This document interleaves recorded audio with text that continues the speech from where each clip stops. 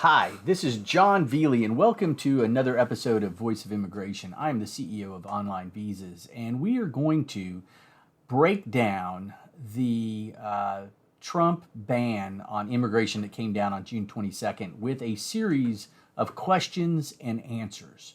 So stay tuned. This will not cover everything, but it goes into pretty deep detail. And if you have any other questions, please leave them in our comments below or contact OnlineVisas.com, set up a strategy session. If you're watching this on YouTube, please subscribe and turn on your notifications, and we'll continue to keep you up to date with breaking news. There's a number of things in this proclamation that discuss possible regulations coming down from a number of agencies, so things are not done yet. We'll keep you up to speed on that. We'll also do a number of videos on how to obtain the H-1B, H-2B, L-1, and J-1 visas even after the ban. So stay tuned. Here we go with our questions and answers regarding the Trump proclamation banning or suspending numerous non-immigrant visas on June 22nd. So, question. Does the H-1B, H-2B, L-1, and J-1 ban apply to extensions, amendments, and change of status after the proclamation? Well, the answer is no. These processes are still permitted. That means if somebody is in the United States and they want to change, amend, transfer the visa they have right now, the non-immigrant temporary work visa they have, or student visa, to another type of visa, they can still do that. Why is that? Well, the President of the United States can only do things within his power, and under the Constitution, he's limited to the provisions of the Immigration and Naturalization Act, the INA. And in the INA, he has a couple of clauses in which he can deal with immigration outside of the United States. This is inside the United States. And it is questionable whether or not he can deal with non-immigrant visas inside the United States. So we may see some lawsuits on that. But right now, this proclamation deals with the entry of people into the United States. So those that are in here right now can still continue to change their status, extend their status, amend their status. All right, so that's some good news. Question. Can I enter if I am out of the country, but my H-1B, H-2B, L-1, or J visa has been stamped into my passport after the Trump immigration ban? The answer is yes. If the visa has already been stamped in your passport, meaning you've gone to the consulate, you've processed it, and it's in there, then you can still enter the United States. Conversely, next question, if I'm outside the United States and either my H-1B, H-2B, L-1, or J-1 visa is approved, but I have not yet gone into the consulate for stamping, can I still enter the United States after the Trump immigration ban? Well, the answer is no. That's exactly the people that are precluded. And this is very frustrating because many people could not get into the consulates because of the shutdown of the COVID-19 pandemic. And there's some of those consulates, most of those consulates are still closed. So that's tough luck for those folks right now. Question. Can I change from an H-4 to an H-1B visa after the Trump immigration ban? Well, yes, you can do that. And just as we said, any type of visa. So an H-4 is for a spouse of an H-1B visa. Can they then go out and get a job and transfer the H-1B? Yes, they can. However, the H-1B lottery has come and gone, and there are no H-1B visas available except for at universities right now. So that's a problem in itself. Same question, can I change from a visitor visa to an H-1B, H-2B, L-1, or J-1 visa after the Trump immigration ban? Well, yes, you can. And that then begs the question, can I enter the United States on a visitor visa?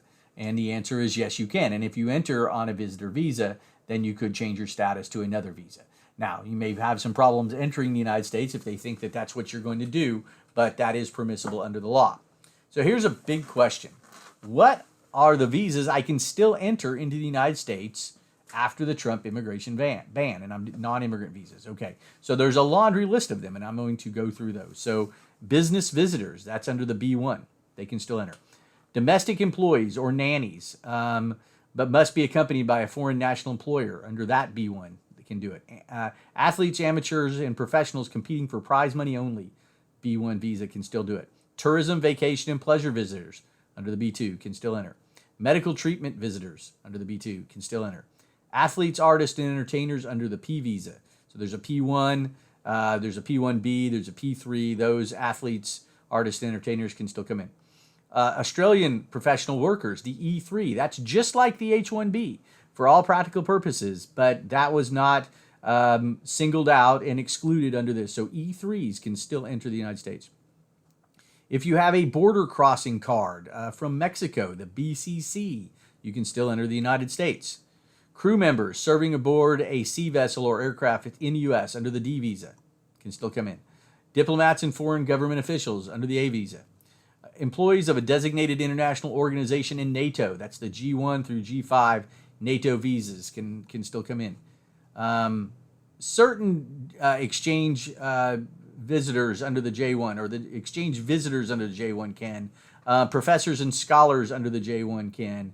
Exchange visitors under the Q can, and under the J can. So some of the J's, and we'll go into that, can and some can't.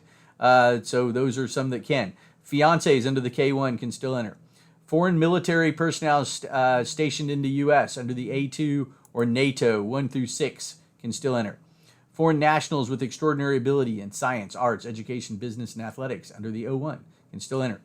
Information media representatives, media and journalists under the I visa can enter. NAFTA professional workers from Mexico and Canada, that's the TN and the TD, can still enter. Nurses traveling to areas short of healthcare professionals, that's the H1C. They can still come in. The H1B cannot, the H2B cannot, the H2C can, and the H2A can. Physicians under the J1 can, and the H1B physicians can if it's COVID related. So those are physicians coming to work in hospitals, and researchers, I guess physicians if they're doing research for COVID can. Religious workers under the R can enter. Students, academic and language students under the F1, that includes the OPT F1, can still enter. Student dependents under the F2 can. Students under the vocational designation of the M1 can still enter, and their dependents under the M2. Temporary seasonal workers for agriculture under the H2A can still enter. H2B can't. Training in a program not primarily for employment under the H3, they can still enter. That was not excluded. Treaty investors under the E2 can still come in, and the treaty investor dependent workers or essential employees can still come in under the E2. Treaty traders under the E1 can still come in. Transiting in the United States under the C visa can still come in. Victims of human trafficking under the T1 can still come in. And victims of criminal activity under the U1 can still come in. So those are all people, those are all still visas that are available to enter into the United States, even after the Trump immigration ban of June 22nd over the non-immigrant visas, which included the H-1B, H-2B, J visa, and L visa. All right, next question. If I'm on an ESTA Visa Waiver, can I change or come in on an H-1B, H-2B, L-1, or J-1 visa after the Trump immigration ban? No, you can't. The ESTA cannot be extended except for COVID-19 situations and for a very, very limited period of time. But you cannot go from the ESTA to one of those visas anyway, and you can't leave on the ESTA and come back in under one of those visas. Does the Trump immigration ban impact the H-1B lottery for those selected for 2020? Well, it does. For those that are outside the country right now and would want to, after they get their visa approved, come in to the United States on an H-1B. They cannot do it unless they're one of the exempted areas. There's a few areas that they can be exempted of. Doctors dealing with hospitals for COVID, registered nurses for COVID in hospitals, some national interest issues. There's a couple of catch-alls in there. So contact us at OnlineVisas.com, strategy session, if you want to talk about whether or not you think you're an exemption for one of those types of visas from the lottery. Another question. My husband's on an H-1B. Can I enter on an H-4 after the Trump immigration ban? No, you can't. Not if you're outside the country. Does the ban remove employment authorization from H-4 visa holders after the Trump immigration ban? No, it did not impact that. We thought we would see the EAD be taken away from both OPT and H-4. That did not happen in this ban. which goes to the next question. Does the ban preclude entry on an F-1 OPT after the Trump immigration ban? No, and it doesn't take it away, and it doesn't take away your ability to work on that OPT EAD card. Can I still work on an OPT after the Trump immigration ban? Same question I just answered. Yes, you can. Does the Trump immigration ban marriages to U.S. citizens? No, it doesn't. The previous proclamation talked about green cards coming in the United States, and it specifically excluded marriage-based green cards. Now, it did not exclude other family member-based green cards. Those are precluded right now under that, and that ban was extended under this one. How long is the Trump immigration ban? Well, it's slated to expire on 12/31/2020. So the last day of the year 2020 is the last day of this ban. Can I adjust status from a visa to a green card after the Trump immigration ban? Yes, you can. The previous ban, which was extended with this one, was for a number of green cards. It excluded a few. The EB-2 National Interest Waiver, you can still come in on that. The EB-5 Immigrant Visa, you can still come in on that. The EB-1 for extraordinary ability, multinational executives, outstanding researchers, that ban from entering the United States is still in place. The EB-2 and EB-3 under the PERM, that's labor certification process, still banned from coming in the United States. But if you're in the United States, you can change or you can adjust your status. You can get that. You can still file for those visas. If you get those visas, you can still adjust your status. And a number of them you can file concurrently if you're from those countries that do not have long waiting lists under priority dates.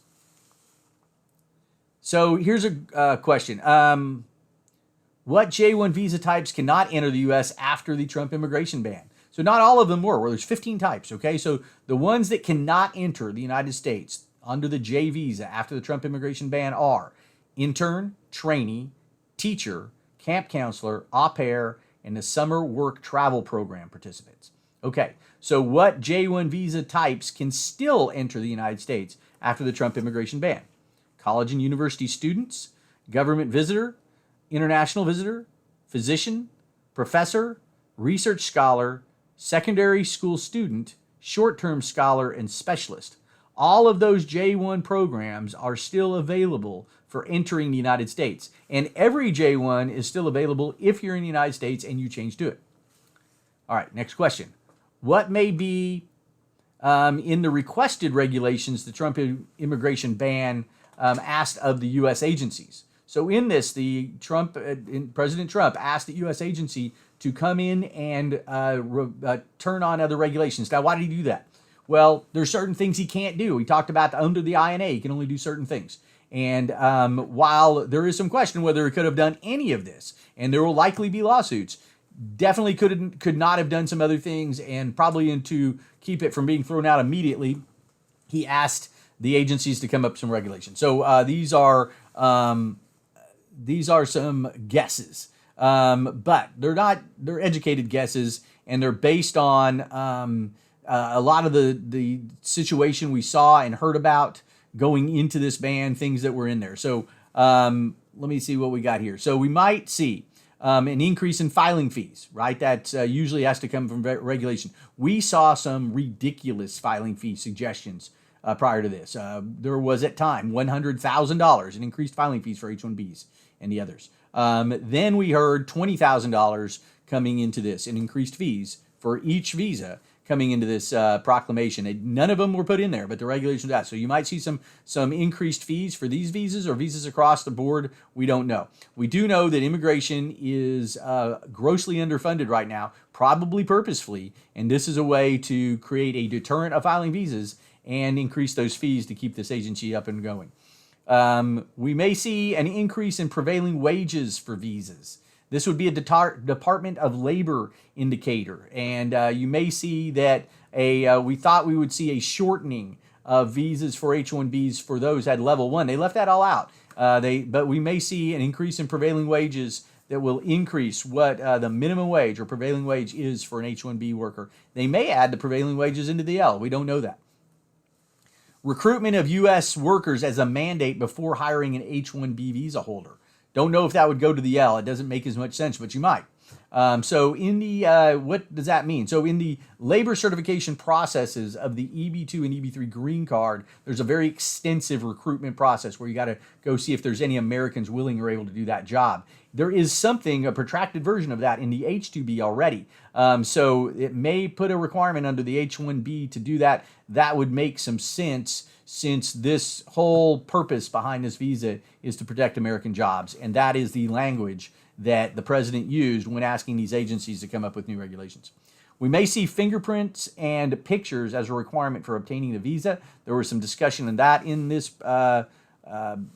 proclamation, and you may see more restrictive standard for criminal backgrounds. We saw something in there about a crime, if you committed a crime.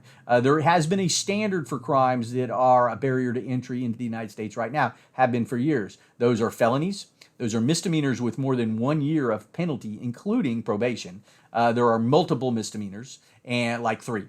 And then there are crimes of moral turpitude, which can be misdemeanors, but if they're fraudulent based, then those can't do it. So look, that's a number of questions and answers that I have for today. You may have more. Contact us at OnlineVisas.com and ask for a strategy session, or just, in the transcript there, ask your questions. We'll try to answer them. Leave comments below in these videos, and we'll try to get that as well. I hope this helped. I'm Jon Velie, CEO of Online Visas, and we're delivering dreams one visa at a time.